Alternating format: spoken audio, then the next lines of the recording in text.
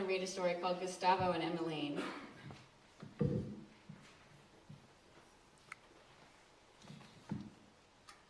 Gustavo came to Emmeline from above. He was round as a hot air balloon, but heavy as a walrus, with little flipper feet and pudgy hands flapping out from his sides. He descended upon her from the sky, darkening out the daylight above her, waving his stubby arms and feet as his balloon body glided earthward until he alit square on top of her and let out a satisfied sigh of relief. "Oh!" Emmeline cried. He sat on her back, squashing her face into the sidewalk. The pavement scratched at her, and a pebble dug into her cheek. "Get up, Gustavo," she wailed. "You're crushing me. I can't breathe." Gustavo rolled around on top of her, reveling in the softness of his landing. Emmeline dragged her fingernails along the pavement and kicked her feet in the air, but if he knew that he had landed on her, Gustavo did not care. Emmeline married Gustavo because she loved him like a brother, the brother she had always longed for when she was a girl. She had grown up by herself, an only child to parents who worked at the university laboratory and came home and buried themselves under the papers on their desks, piled high as haystacks. Emmeline would knock on their study door. She could hear the papers rustle. "Come in," her mother would cry. Emmeline would peer around the heavy oaken door. She'd see a hand clutching eyeglasses sticking out amid the heap of manuscripts and data tables, or perhaps she would find her father's shoe kicked off and thrown across the room. "Do I disturb you?" Emmeline would ask. "Of course not, dear," her mother would answer. "Did you finish your dinner?" "Yes," Emmeline would lie. She didn't finish her dinner. She fed it to her imaginary brother and saved the cold bits for herself. "Hand me my cup of tea, would you, darling?" Emmeline would push the teacup and saucer closer to the large pile, while her mother's delicate hand waved blindly. "Thank you, dear," said her mother, curling a long finger around the teacup's ear-shaped grasp. Emmeline withdrew to bed. When Emmeline met Gustavo, he was the first person who had ever listened to her. He used to tell her, "I am every woman's dream because I listen to women. I want to know everything about them. Are you hot? Are you cold? I want to know. Are you frightened? What did you have for breakfast?" "I had oatmeal with almonds and sunflower seeds," Emmeline would tell him. "Sunflower seeds," Gustavo would proclaim. "My sunflower. You shine with a brilliance few women will ever know."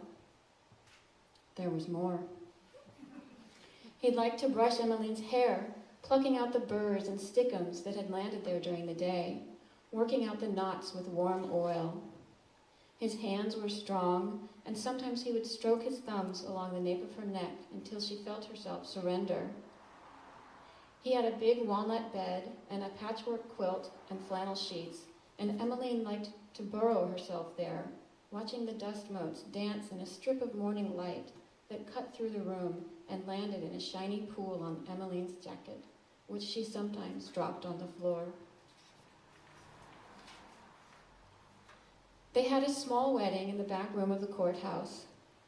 Gustavo's large family, whom Emmeline had never met before and hadn't seen since, spilled out into the aisles and jostled each other for the best view of the bride and groom, taking photographs and murmuring with approval to each other as Gustavo and Emmeline exchanged vows.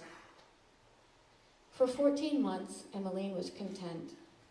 Gustavo brought her flowers on Friday afternoons, usually posies and snapdragons, but sometimes yellow daisies.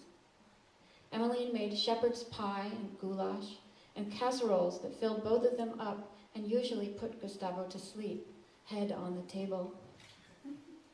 Shortly after their first anniversary, though, things began to change. First of all, Gustavo began to grow. Each breath he took sucked up more air. His hands became wider until his wedding ring would not come off, but gripped his finger like a tiny gold vise. When they went out to eat, Gustavo took up almost Emmeline's field of vision. as she sat opposite him at the table. Maybe it was the casseroles, or maybe it was some kind of an illusion, because he only seemed to grow large on certain days of the week.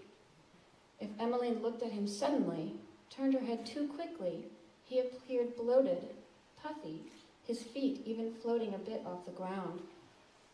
If she turned her head slowly and crept a glance at him quietly, there was Gustavo, back to his normal size, polishing the silverware and whistling a small tune. Not long thereafter, Emmeline began to feel as if she was being followed. Shadows in the alleyways reached out to her on the street, but she never found anyone there. One day, instead of looking over her shoulder, Emmeline looked up, and there he was, like a dirigible in the sky. She squinted at him, covering her eyes from the bright sun, but she was certain of it. Gustavo floated high above her, coasting along in the summer breeze. Day after day it went on like this. In the grocery store, she'd feel his presence and catch a glimpse of him hovering outside when she passed the window by the mangoes and kumquats. Gustavo trailed her on her errands, blotting out the sun, and when she stopped and had tea at a cafe, he shaded her newspaper and cooled the afternoon heat with his overbearing girth. Sometimes he would swoop down and land on her without warning, his shadow blossoming in size as it tumbled. She would try to run, but he came too quickly, and he would crush her, pinning her to the sidewalk, scraping her cheeks and giving her bruises on her arms and legs. The mangoes and kumquats would roll into the gutter. No one seemed to notice, though a little dog tied to a post once barked wildly. When she came home at night, he would be there, back to his normal size, whistling as he chopped the onions and poured the evening wine. She peered at him sideways, still tingling from the scratches and sidewalk burns. He'd hand her a goblet of wine with a smile and a wink. Emmeline looked at his hands, smooth and graceful, no longer bloated like water balloons. She drank her wine. She vowed that she would talk to him about it, but every time the moment seemed right, she would open her mouth timidly, fish-like, and before she could speak, Gustavo would take up all the air.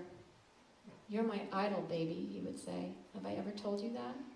Every man on the street is jealous because I'm walking next to such a fine young thing. I dig that, Emmeline. I dig you, and I dig that." Gustavo stabbed radicchio and arugula drenched in olive oil and stuffed it in his mouth, salad dressing running down his chin in a rivulet that forked into a Y and then dripped onto the tablecloth. Emmeline's fish mouth closed, opened, closed. No sound came out. Night times were the worst. She would dream of her parents, now long dead, and her imaginary brother, long dead too. How terribly she missed them. Emmeline didn't want Gustavo's posies or his snapdragons. She wanted to go home. Emmeline lay in bed, looking at the ceiling, and listened to Gustavo's heavy, labored breathing, remnants of that evening's goulash rattling around in his throat. She knew that in the morning, the slice of light would cascade through the split in the curtains, decorating a shimmering wall between the window and the bed. She closed her eyes and looked forward to that. Gustavo stirred. He clattered his throat and sniffled. He smacked his heavy lips. Emmeline kept her eyes closed and imagined the golden wall of light dancing for her in the morning. The bed creaked and moaned and shifted, and Gustavo rolled his walrus body on top of her. Emmeline opened her eyes and turned her head to the window, searching for a sign. But Gustavo raised himself above her, and the moonlight disappeared.